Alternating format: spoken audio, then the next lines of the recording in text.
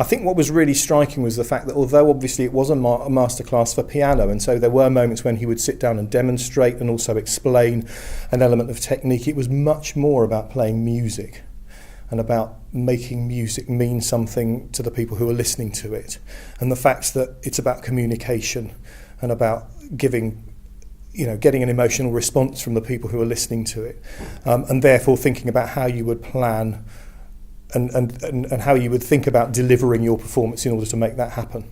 Richard had such a great rapport with the students. Obviously, I hadn't met him before, so it's always that, you never know how teenagers are going to react. But he straight away broke the ice, and they all felt so comfortable in his surrounding because he was cracking jokes and making them feel really comfortable and getting them involved in everyone's masterclass experience. It started off really well, and he gave a very clear sort of preamble about what his aim was. And a very clear indication of what he was expecting from the students, and actually also made it very clear that they weren't to feel under pressure and that this really was about giving a performance to an audience and enjoying playing music to other people, which was great. So we had from grade 3 up to grade 6. And I thought that was a really nice sort of range because it enabled the younger kids and the less experienced to hear what they might sound like in a couple of years' time, and then from the older ones to become the role models in a way for the ones who were at the lower grades. And it was lovely to have that variety in the classroom.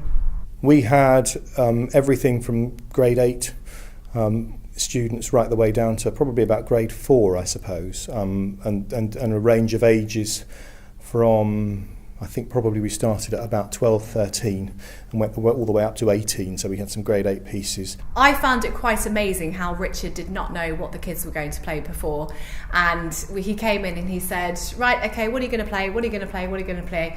And then he just immediately worked out a routine in his head of who was going to go first and second, etc.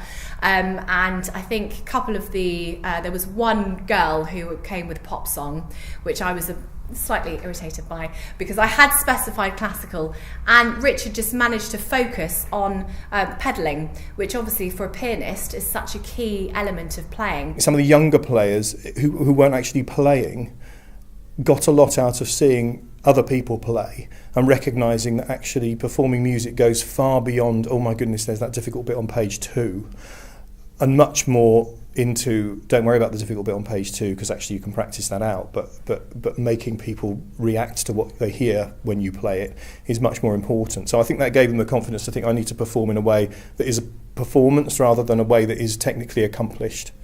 The passion with which he spoke and the energy which he put into the students and the enthusiasm that he communicated to them about making music and giving performances was so contagious. And it was so evident that, having sat down possibly slightly nervously, they'd play and then he would speak and then they would play and immediately either come to an understanding of what he was telling them or actually think, oh gosh, I can do that and I can do it better than I thought I could.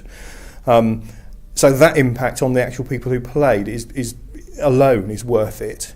But the impact on the audience and Richard's sort of enthusiasm and passion and clear love for music and performing music was, I mean, the conversations I had with students after the event over several days, saying, oh, did you enjoy it? What did you think? They were all saying, I just thought music's just so much more important to me than I realised.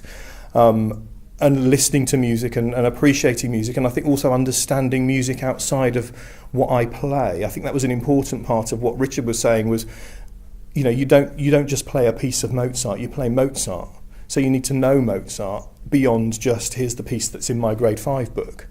And a lot of students have said to me, I've gone away and listened to other pieces by the composers that I'm playing because I wanted to understand more about what they were, what their compositional voice was. They probably didn't use quite those words, but they wanted, I wanted to understand what his music sounded like and what he was about. I can safely say it was one of the best musical things we've done this year as a school. We've never had a specific piano masterclass before. We've had choral workshops where we've had a professional come in, but this was so much more intimate. And I would say if I was the head of department, a head of music, to be able to choose those 6 or 7 children who maybe are struggle with confidence and playing out loud, giving them that opportunity to have a masterclass with a professional.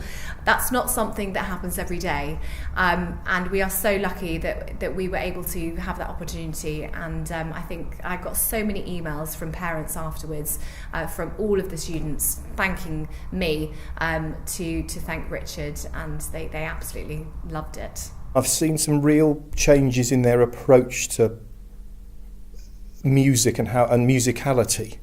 And actually they're now thinking beyond the I'm not sure which fingers I'm going to use in this bar to, well, I'm not sure which notes I want to accentuate in this bar, where I'm, what I want to emphasise, where I want to pull the tempo back to really, have for the piece to have the impact that I want to have it. So they're thinking more intelligently and also more emotionally, I suppose, about the musical performances they're delivering. I'd do it again next week, to be honest. It was that good.